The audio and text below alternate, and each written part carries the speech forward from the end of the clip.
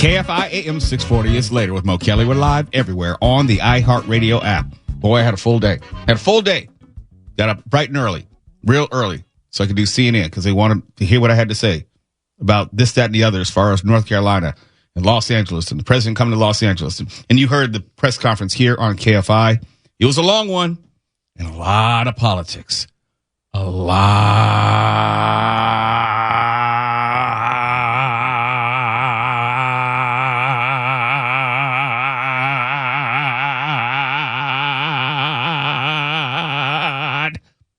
of politics. So that happened. In other news, Mark Rodder, let me say good evening to you because I think it's significant that we acknowledge that you will be hosting this weekend, will you not be? Just a couple hours, 7 to 9 tomorrow night. I think we're good to go on everything, and fingers crossed, nothing dire happens, but we're prepared whatever happens. When is this again? Tomorrow night, 7 to 9. Saturday night, Mark Rodder. It's been a hard, hectic week, night. And we're just going to try and have some fun. Okay. And I'm going to put in my own executive order that we're going to rescind the rim shot from Stephen here forward. I think we should give it to Tuala, or maybe we should give it to B. Well, I'm impartial. What if we all had our own? Then it would be chaos. More chaos than we have right now? I think you should trust the news department with the rim shot. Wait, I love how you put it as the news department. Yes. The department of one. Like he's the government, just a one person. Well, while I'm in the chair, that's how it goes. Yeah, you so forth decree. Okay. Uh-huh. Tonight we have a very, very full show. I'm going to tell you about a Pokémon Brawl, which broke out at Costco. Is there video? I don't know. Twal, is there video? There is. Okay. I mean, I know this is radio, but I want to see it. Yeah. No, there's video. One man tried to choke another to get a hold of a game set, caught a nice reverse elbow. It was chaos. I'm surprised it happened at a Costco. Walmart? Definitely. No, Twice on Saturday. Things get tense at Costco sometime. I've seen some meltdowns. Really? there. Okay. Yeah. Maybe because I don't have my own membership. I'm only with my wife. And what I heard last night that husbands shouldn't go to grocery stores with wives. I heard that somewhere. I don't know. You can go with me someday. I'll protect you. Thank you. I appreciate that. From the Pokemons. But I do go grocery shopping with my wife on occasion. And I've never seen that or experienced that. Any type of tenseness at a Costco. Other than, no, I take that back. Getting gas, yes. People are very, very impatient and a-holes in that Costco gas line. See, now that's weird because those lines move really fast. I don't know, but I'm saying, I think it's more of a function of, depending on the Costco you go to, the way the parking lot is laid out and where the cars start lining up and stacking up, people get a little impatient. I've seen some fingers thrown, middle ones at that. It might be shocking, but people tend not to be at their absolute best when they're in consumer mode. Have you noticed this? Only around the holidays. Okay. Yeah. We have Friday Nights with Nautico de la Cruz. She'll be joining us in studio with where she's been venturing out in Southern California and also her hidden gem. And Mark Rodder, of course, has the Rodder Report. What are you reviewing tonight? We are going to look at the brand new Star Trek Section 31 movie. Ooh. Is that the one with Michelle Yeoh? Yeah. Yes, it is. Uh-huh. Yeah. All right. I'm curious, if only because I liked Star Trek Discovery. Didn't love it.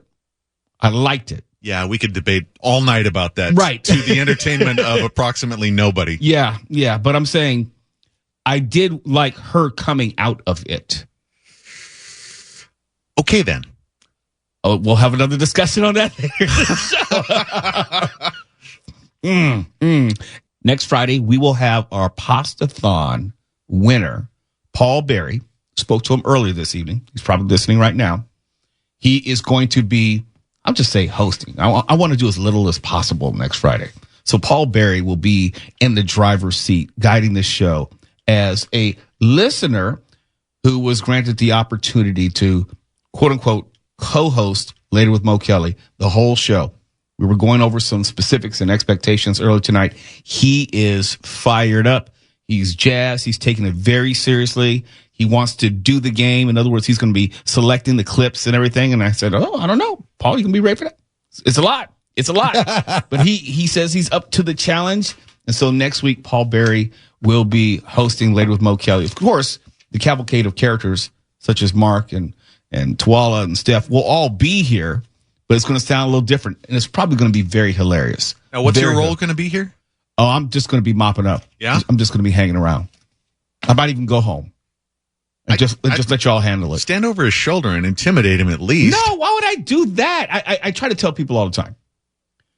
Not a day goes by, no exaggeration, where someone doesn't make some sort of remark to the effect of, and this has nothing to do with Paul. I think he's going to do fine. Or someone doesn't make some sort of remark to the effect of, radio's not that hard. I mean, you guys just talk. I mean, I could talk. Geez, pay me. I could do it. Oh, yeah. Anybody could do it. Anyone could do it. And I say yes and no. Anyone could do it once. Anyone can do it. I think everyone has one show in him or her where they can talk about anything that they like or they feel passionate about or anything they feel strongly about or something that's in the news that really piques their interest. But being a radio professional, you don't really have that power to dictate that on a day-to-day basis. There are a lot of days where there's not a lot going on. There are some times where there's news that is not all that inspiring or they're not talkers or conversation pieces out there. And then you have to find some way to make it sound interesting, entertaining, funny, insightful, thoughtful. And don't forget technical difficulties where sometimes the host has to step in if we can't get it right behind, all the stuff. Oh, well, and I can't really describe that unless you go through it. They don't know, a random person doesn't really know what it's like when, let's say, all the mics in the studio go out, which has happened. And then I've had to go to another studio to somehow do the show blind. Because none of the mic, no, true story. No, I know. And you're just trying to make it happen. Or a mic stand breaks right before the show. The mic breaks off. That's also happened. I'm trying to think of all the other things or in the newsroom, the whole board goes dead and the news cannot deliver the news report. So we go right back to the show with no news break. Pretty much anything could happen. Anything could. And if you work long enough in this business, it does. I promise you. And it's also worth pointing out that you might be great at riffing in front of your family or your friends, but on an open mic with a couple 100,000 people listening, that could change. With a clock to follow. With FCC rules to follow. And not lose your thought. I try to tell people, we don't do a show. We do 12 little shows where we talk about a subject. If it's just subject per segment, and it has to have a beginning, a middle, and end. You just can't ramble stream of conscious. Some people do, but that doesn't help you as a professional radio host. So beginning, middle, and end with like rising and falling action, a climax, a denouement. Is that what you're talking about? Absolutely. And I try to tell people, radio is like music, where you have a beginning, middle, and end. It's like poetry. It's like storytelling. All of it is very similar in that regard. Radio is different from podcasts because you can just talk and meander and not get to any particular point. Oh, and they do. A lot of podcasts, that's fine for a podcast. No disrespect to Joe Rogan, but Joe Rogan can speak for 3 hours because there are no parameters. There are no boundaries. There are no points that he has to get to. That's not what I do. So for all the people who want to get into radio, I would love to be a mentor to you. And you know what? I will, and I always say, if you can do it better than me, then do it better than me. But you're going to have to put in the work. So. I know what you're thinking. Yeah, okay, look, It's Later with Mo Kelly, KFI AM 640. We're live everywhere in the iHeartRadio app. You're listening to Later with Mo Kelly on demand from KFI AM 640. And as we continue to talk about the fires in a general sense and also the specific fires which are still burning, there are these other types of realizations that I have. And I spend a lot of time in my own head when I'm driving most of the time, not all the time, most of the time, especially going to the studio. I don't have any music on. I don't have any talk radio on for a number of reasons. I don't want to hear other people's opinions. I just want to think about the information I have and draw some conclusions from it, not take other people's opinions and try to make them my own. But when I was driving in today, and I'm driving 110 to the 5 North, and Stefan, is that your route? Or do you go via 405 to work? No, it's 110. Okay. Yeah. So, when you're going down to 110 and you have the option, and I'll choose an option depending on what the GPS may say, because the traffic can vary. I can take the 101 and snake up to Barham Boulevard, and that'll take us around the studios and get here. Or I can go to the 5 freeway and go through Glendale, Eagle Rock, that kind of thing.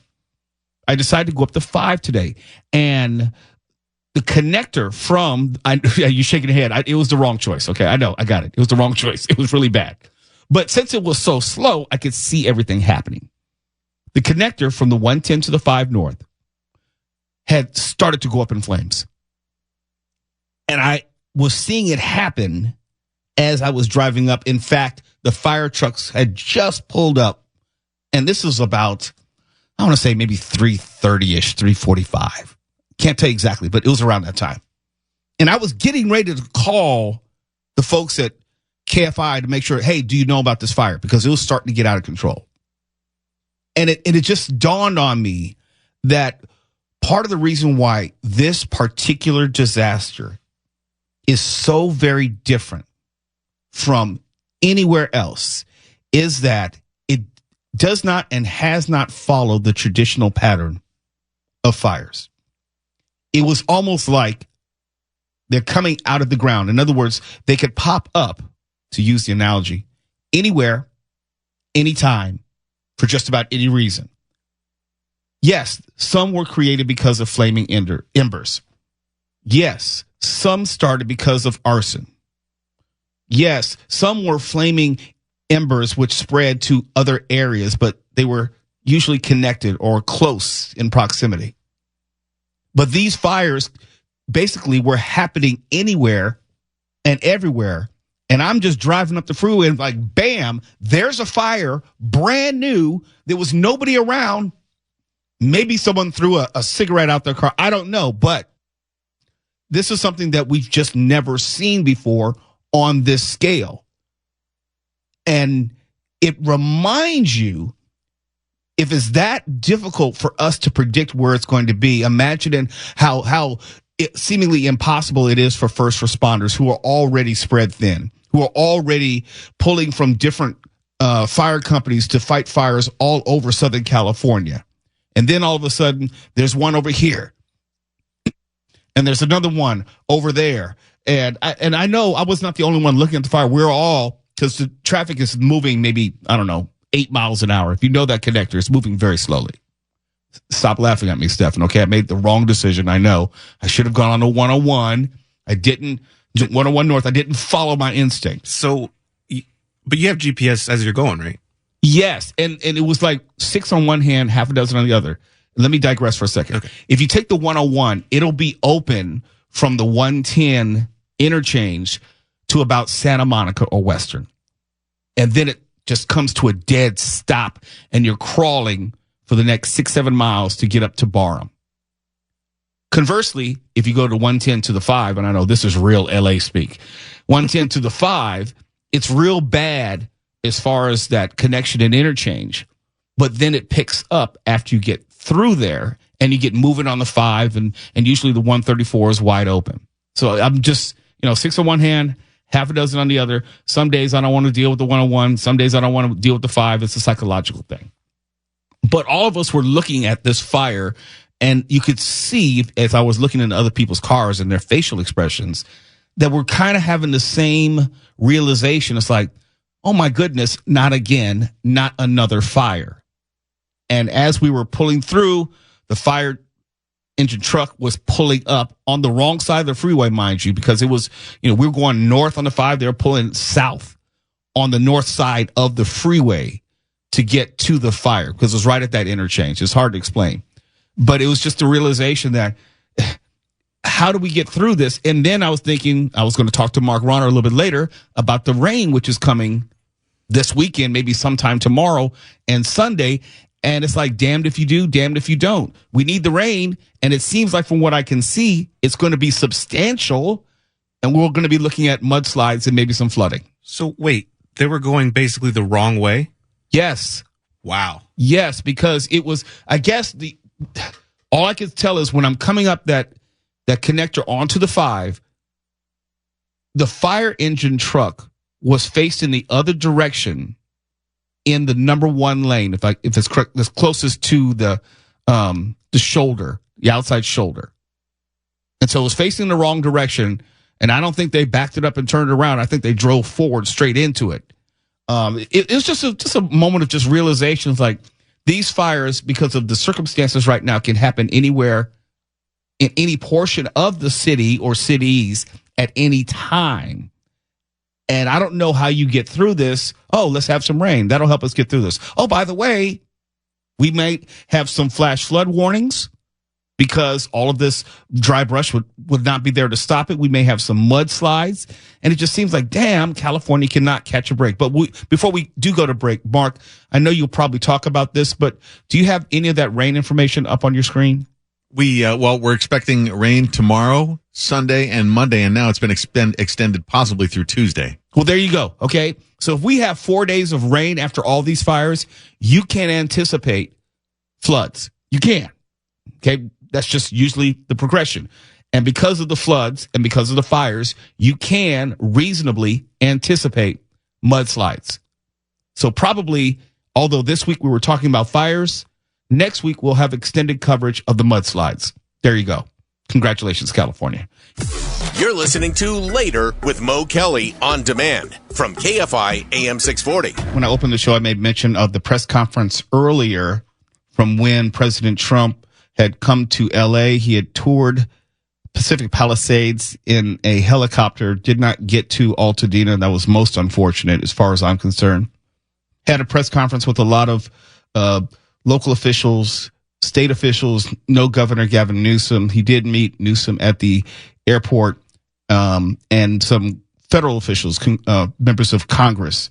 And I know part of that press conference was about how quickly LA, when I say LA, not only LA, but the areas around LA, the unincorporated areas, can start returning and rebuilding. There was an emphasis placed on rebuilding and permits and somehow decreasing the number of permits and the red tape so people can start getting on with their lives. Got some thoughts on that. I just wanted to set it up in that way because there was some other news which came down today in relation to that. California lawmakers have approved $2.5 billion in LA wildfire relief, and we know it's going to cost even more than that to make it happen.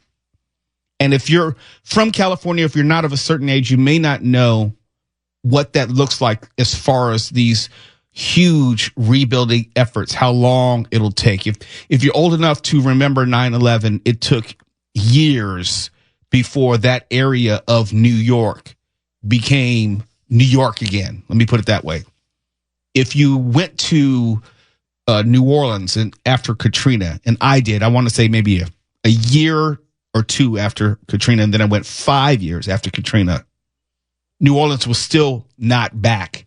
It could take close to a decade before these burned out areas return to what they were. That's just a reality. And there's something else I thought was missed in the press conference. And I'm going to say this, and I fault Mayor Bass specifically because she didn't push back. President Trump expressed his desire for people to get back to their homes like today or tomorrow and start rebuilding their lives. And that's just not feasible. In fact, I think it's bad advice. It's dangerous advice. And this is the reason. Now, Mayor Bass did say that there were hazardous materials which needed to be considered, but she didn't go further and explain that for the president's benefit and also anyone else who was watching or listening. And it's very important. Because I say this knowing people who've lost their houses, not just to Wallace Sharp, I'm saying a number of people. So I know what they're going through and dealing with.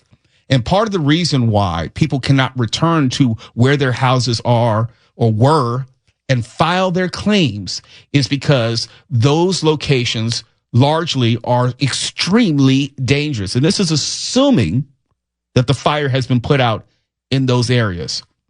And just because, let's say the fires are put out, and just because they are, it does not mean that it's safe to return. And we had someone who worked for a fire department in Los Angeles County who explained this to us. where it's very dangerous. You have gas lines which have been ruptured. You have toxicity in the air from the ash. You have contaminated water, all of that.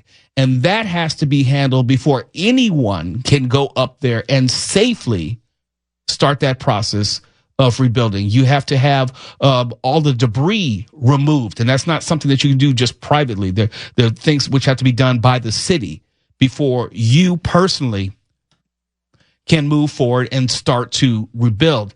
This is not something which is going to happen quickly. And when it does not happen quickly, it will not happen quickly. And when it does not, it's not a failure of the process.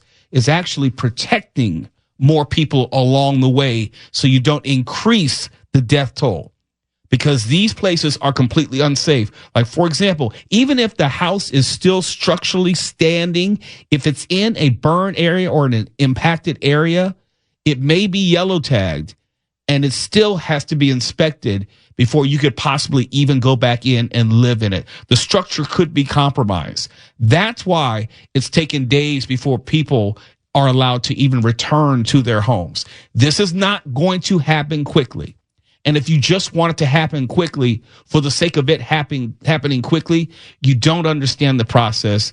And it's very, very dangerous in these areas. You have down power lines. And if you don't have down power lines, a lot of these areas still don't even have electricity. They do not have electricity. They probably don't have running water. And the water which is there is likely contaminated. The ash is toxic. These are the combined hazardous materials which have to be addressed, and they can't be addressed immediately despite all of our desires to. None of this is going to be rebuilt immediately because we want it to. We want to get people back to their lives. That was a point, I think, which was missed in the press conference, and it's one that I need to highlight because you can't circumnavigate it. You just can't get around that. It's not a building permit issue. It's a hazardous material issue. And if you haven't seen a disaster zone, then you may not understand that. But these are actual disaster areas. And whatever President Trump saw in Pacific Palisades, it paled in comparison to what should have been seen and viewed today in Altadena. There was a missed opportunity to see the worst of the devastation and the people who were most impacted in terms of number of people. Most of the deaths were from the Eaton fire, for example. And none of those lives are going to get back to normal anytime soon. And it's not because of quote unquote bureaucracy. It's not because of people who are dragging their feet. It's because it's a damn disaster zone and there's toxicity in the air. There's contaminated water. There are down power lines. There's a lack of power in a lot of these neighborhoods. And that has to be dealt with first. If we're going to have a conversation, let's have an honest conversation. Let's not just say these things for the cameras so we can get applause. Noticed a lot of applause. That was really weird for a supposed press conference. Let's not just make these statements for the cameras, but actually deal with the people and not the politics, as I said before. You're listening to Later with Mo Kelly on demand from KFI AM 640. And when I started the show tonight, I previewed this story. I got into dialogue with Mark Ronner. I thought it was rather strange and unusual that violence would break out at Costco. Okay, especially a Southern California one. I thought Costco shoppers were more well-mannered than that. If you told me it was Walmart, I would have said, yeah, sure, of course, twice on Tuesday. They always have fights at Walmart. Or if you said Chuck E. Cheese pizza, yeah, I'd believe that. In fact, I've seen that. In the ball pit? Oh, no, it's always in the ball pit. It's usually some kid who's either like playing skee ball, if they still have the skee ball games, and cheating, running up on the game and dropping the ball in, or doing things that they shouldn't in the ball pit. That is a mark of low character at a young age, wouldn't you say? I've seen cheating at skee ball. I've seen it time and time again. It's almost enough to make you believe in corporal punishment, isn't it? Look, I am a firm believer. I don't care what the world says today.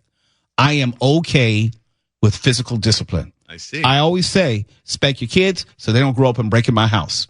There's a correlation. Oh, you're such a bad parent. How could you? You're just abusing them. It's domestic violence. Well, you might be right. I got the living daylight spanked out of me, and look how I turned out. I think of it this way. I know we're digressing, but there is a wide chasm between corporal punishment, disciplining your child, and child abuse. And I'm not going to entertain any conversation that it's all the same. No, it's not the same. It's not the same. My parents spanked me, spanked my sister, and I can say confidently, because of that physical discipline, it kept me out of jail. It kept me out of the morgue, or both, you could say, along the way. Taught me parameters. And sometimes when you're a kid, you don't understand all of the consequences which may come from your actions. I'm not saying that my father beat me in an abusive way, but he did sternly spank me with the belt in his hand, and, I made it through. Taught me how to protect myself and my organs from a beating. Well, see, that's child abuse. There's a difference. Oh, okay. All right. If you have to worry about your liver or your spleen, that's different. Okay. I'm talking about pat on the backside. I have never been assaulted in a Costco, but if somebody comes near my $1.50 hot dog, they better be ready to go. Yeah. Well, in a video posted to social media, 2 people appeared to be embroiled in some sort of a fight over Pokémon cards. Pokémon cards sold at an LA area Costco. The fight, there's video, and you can find it on Twitter under user Disguised Toast. So you can go find it there, Mark, if you're on Twitter. I'm looking right now. And it happened allegedly on January 16th at the Costco in Atwater Village. Haven't been there.